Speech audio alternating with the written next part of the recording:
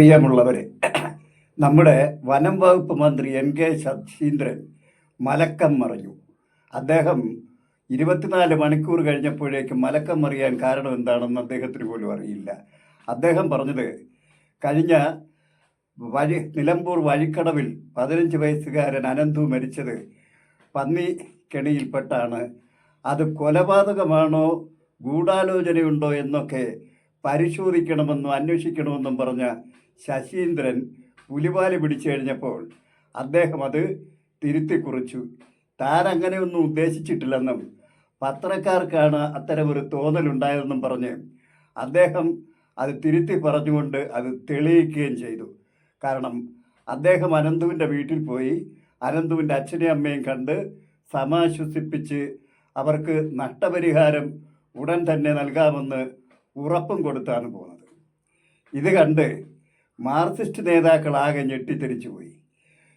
ഊളംപാറയിൽ കിടക്കുന്ന ഭ്രാന്തന്മാരിൽ ഒരു ഭ്രാന്തനൊന്ന് ചിരിച്ചു കണ്ട മറ്റുള്ളവരും ചിരിക്കാൻ കൂട്ടത്തിൽ കൂടുമെന്ന് പറഞ്ഞതുപോലെ ഈ കൊലപാതകവും ഗൂഢ ലക്ഷ്യമൊക്കെ ഉന്നയിച്ചപ്പോൾ നമ്മുടെ CPM-ൻ്റെ സംസ്ഥാന സെക്രട്ടറി MV ഗോവിന്ദനും മന്ത്രി ശിവൻകുട്ടിയും അടക്കം പല സഖാക്കളും അതിലേക്ക് എടുത്തു ചാടി കിടന്ന് കൂതറയോ ചിരിയായിരുന്നു. ചിരിയോട് ചിരി. ഒരുപാട് ആരോപണങ്ങളാണ് ഉന്നയിച്ചു കൂട്ടിയത്. ഗൂഢാലോചനയുണ്ടെന്നും തെരഞ്ഞെടുപ്പ് കാലമാണെന്നും അന്വേഷിക്കണമെന്നും ഒക്കെ പറഞ്ഞ് ഈ നേതാക്കന്മാരിപ്പോൾ ഇനി ശശീന്ദ്രൻ മലക്കം മറിഞ്ഞു കഴിഞ്ഞപ്പോൾ ഇവരെങ്ങനെ മലക്കം മറിയുമെന്നും ഈ രാഷ്ട്രീയ ഭ്രാന്തന്മാരെല്ലാം കൂടെ ഈ തെരഞ്ഞെടുപ്പ് നിലമ്പൂർ ഉപതെരഞ്ഞെടുപ്പ് കാരണം ഇവിടെ നടത്തിക്കൂട്ടാൻ പോകുന്ന കോപ്രായങ്ങൾ കണ്ട്, ഈ രാഷ്ട്രീയ ഭ്രാന്തന്മാരുടെ കോപ്രായങ്ങൾ കണ്ട് നമുക്ക് ഇനിയും ഊറി ചിരിക്കാം. കേരളീയർ കുടുകുടുക്കെ ചിരിക്കട്ടെ, ചിരിക്കണമെന്ന് ആശംസിക്കുകയാണ് ഞാൻ. അതുപോലെ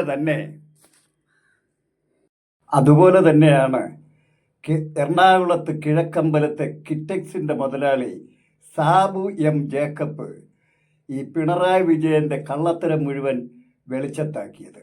അതായത് കഴിഞ്ഞ പിണറായിയുടെ ആദ്യ ഭരണകാലത്തിൻ്റെ അവസാന വർഷം ഇവിടെ വ്യവസായ സഹൃദയ നിക്ഷേപക സംഗമം നടത്തി 98,56,000 കോടി രൂപയുടെ നിക്ഷേപകർ ഇവിടെ വരുന്നു, നിക്ഷേപിക്കുന്നുവെന്ന് കണക്ക് സഹിതം വായിച്ച് കേൾപ്പിച്ച് ഇവിടെ പ്രഖ്യാപിച്ച് അദ്ദേഹം ആ തെരഞ്ഞെടുപ്പിൽ ജയിച്ച് അധികാരത്തിൽ വന്ന് ഭരിച്ച് ഈ വർഷവും ഒരു വ്യവസായ നിക്ഷേപക സൗഹൃദ സംഗമം നടത്തി 1,57,00,000 രൂപയുടെ നിക്ഷേപങ്ങൾ, വിദേശ നിക്ഷേപങ്ങൾ ഇവിടെ വരികയാണെന്ന് പ്രഖ്യാപിച്ച് അടുത്ത തിരഞ്ഞെടുപ്പിൽ ജയിച്ച് 3ാം ഊഴം കരസ്ഥമാക്കാൻ കൈക്കലാക്കിയിരിക്കുന്ന സമയത്താണ് സാബു M. ജേക്കബ് പൊട്ടിത്തെറിച്ചത്. അതിന് കാരണം തെലങ്കാനയിലേക്ക് പോയി നല്ല രീതിയിൽ ബിസിനസ് ചെയ്ത് വിജയിച്ചുകൊണ്ടിരിക്കുന്ന സാബു M. ജേക്കബിനെ തേടി ആന്ധ്രാപ്രദേശ് മുഖ്യമന്ത്രി ചന്ദ്രബാബു നായിഡു അദ്ദേഹത്തിൻ്റെ ടെക്സ്റ്റൈൽസ് മന്ത്രിയെ എറണാകുളത്ത് കിഴക്കമ്പലത്തേക്ക് അയച്ച് കിറ്റക്സിൻ്റെ ഓഫീസിൽ വന്ന് സാബു M. ജേക്കബുമായി ആന്ധ്രാപ്രദേശിൽ വന്ന് ബിസിനസ് തുടങ്ങണമെന്ന് അഭ്യർത്ഥിച്ച് അതിനെക്കുറിച്ച് ചർച്ച നടത്തിക്കൊണ്ടിരിക്കുമ്പോഴാണ് ഇവിടെ നമ്മുടെ വ്യവസായ മന്ത്രി P. രാജീവ് പറഞ്ഞത്, ഇന്ന് ലോകത്തിലെ നമ്പർ 1 രണ്ടാമത്തെ സ്ഥാനത്തെത്തിയ ടെക്സ്റ്റൈൽസ് മുതലാളിയായ ഈ സാബു M. ജേക്കബ് വളർന്നത് കേരളത്തിൽ തന്നെയാണ്. 5 or 6 തൊഴിലാളികളെയും കൊണ്ട് ബിസിനസ് ആരംഭിച്ച് ഇത്രയും ഉയർച്ചയിലെത്തിയത് കേരളത്തിൽ നിന്നാണെന്ന് അദ്ദേഹം പ്രഖ്യാപിച്ചു.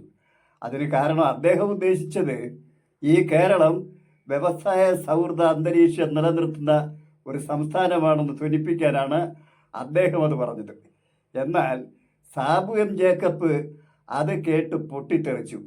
ഈ കേരളം പിണറായി വിജയൻ മഴുവെറിഞ്ഞുണ്ടാക്കിയതാണോ, ഈ P.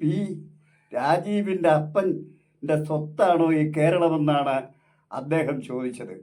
അദ്ദേഹം പറഞ്ഞത്, ഈ കേരളത്തിൽ 1 രൂപ പോലും നിക്ഷേപം നടത്താൻ ഇവിടെ ഒരു മനുഷ്യനും കഴിയില്ല. അദ്ദേഹത്തിൻ്റെ പിണറായിയുടെ കഴിഞ്ഞ ഭരണത്തിൻ്റെ അവസാന വർഷം 98,56,000 56,000 കോടി രൂപയുടെ വിദേശ നിക്ഷേപ പ്രഖ്യാപനം നടത്തിയിട്ട് 1 രൂപയെങ്കിലും ഈ കേരളത്തിൽ ആരെങ്കിലും നിക്ഷേപം നടത്തിയിട്ടുണ്ടെന്ന് തെളിയിക്കാമോ എന്ന് അദ്ദേഹം വെല്ലുവിളിച്ചു. അതിനുശേഷം ഇപ്പോൾ നടത്തിയിരിക്കുന്ന 1,56,000 കോടി രൂപയുടെ നിക്ഷേപത്തിൽ 1 രൂപയെങ്കിലും ആരെങ്കിലും നിക്ഷേപിച്ചിട്ടുണ്ടോ എന്ന് വെല്ലുവിളിച്ചത് മാത്രമല്ല, അദ്ദേഹം പറഞ്ഞു, ഒരധ്വാനവും ഞാനും എൻ്റെ തന്തയും കൂടെ അധ്വാനിച്ചുണ്ടാക്കിയതാണ് ഈ കോടിക്കണക്കിന് രൂപ. പക്ഷേ 1 രൂപ പോലും ഒരധ്വാനവുമില്ലാതെ ഇവിടെ ചെയ്യാവുന്ന പണമുണ്ടാക്കാൻ ചെയ്യാവുന്ന ഏറ്റവും വലിയ ബിസിനസ്സാണ് രാഷ്ട്രീയമെന്നും ആ വ്യവസായം നടത്തിയാണ് പിണറായി വിജയനും രാജീവും സഖാക്കളും പണം സമ്പാദിക്കുകയെന്നും കൂടി അദ്ദേഹം പറയുക മാത്രമല്ല വെല്ലുവിളിക്കുകയും ചെയ്തു. എന്നിട്ട് അദ്ദേഹത്തിൻ്റെ മുമ്പിൽ ഓച്ചാനിച്ച് നിൽക്കാതെ അതിനുള്ള മറുപടി പറയാൻ പിന്നീട് അദ്ദേഹം തുടർന്ന് പറഞ്ഞു, ഈ കേരളത്തിൽ തൊഴിലില്ലായ്മയും പട്ടിണിയും ദാരിദ്ര്യവും വർദ്ധിപ്പിച്ചുകൊണ്ടിരിക്കുന്നതും ഇവിടെ കൊലയും കൊള്ളയും അടക്കമുള്ള എല്ലാ അധാർമിക പ്രവർത്തനങ്ങളും ഇവിടെ വർദ്ധിപ്പിക്കാനുള്ള കാരണം ഈ മാർക്സിസം ഇവിടെ നിലനിൽക്കാനും എല്ലാവരും പട്ടിണിക്കാരാണെങ്കിൽ മാത്രമേ മാർക്സിസ്റ്റുകാരുടെ കൊടി പിടിക്കാൻ എത്തുകയുള്ളൂ എന്ന് അദ്ദേഹം അടിവരയിട്ട് പ്രഖ്യാപിച്ചപ്പോൾ ഇനി MA ബേബിക്കും ഗോവിന്ദനുമൊക്കെ പറയാനുള്ളത് എന്താണെന്നറിയാൻ ഞങ്ങൾ കേരളീയർക്ക് കൗതുകമുണ്ട്. നിങ്ങളതിന് മറുപടി പറഞ്ഞേ പറ്റൂ. അതായത് നിങ്ങളുടെ എല്ലാം മക്കൾ ലക്ഷങ്ങളും കോടികളും മുടക്കി വിദേശത്ത് പഠിക്കുമ്പോൾ ഞങ്ങളുടെ കുട്ടികൾ ഇവിടെ ആയിരക്കണക്കിന് രൂപ പോലും ചിലവാക്കാനില്ലാതെ വിദ്യാഭ്യാസം ലഭിക്കാതെ ഇവിടെ അലഞ്ഞു നടന്ന് തൊഴിൽ നേടി പട്ടികളെപ്പോലെ അലഞ്ഞു നടക്കുന്നൊരു കേരളമാണ് ഇത്. ഈ കേരളത്തിൽ നിങ്ങളുടെ മക്കൾ എവിടെയൊക്കെ പഠിപ്പിക്കുന്നുവെന്നും നിങ്ങൾക്ക് എത്ര കോടികളാണ് സമ്പത്തുള്ളതെന്നും കൂടി ഈ സഖാക്കൾ വ്യക്തമാക്കി ഞങ്ങൾ കമ്മ്യൂണിസ്റ്റുകാരോട് കൃത്യമായും നിങ്ങൾ മറുപടി പറയണമെന്ന് ഞാൻ ആവശ്യപ്പെട്ടുകൊണ്ട് തൽക്കാലം ഞാൻ ഈ എപ്പിസോഡ് ഇവിടെ അവസാനിപ്പിക്കുന്നു. Good bye.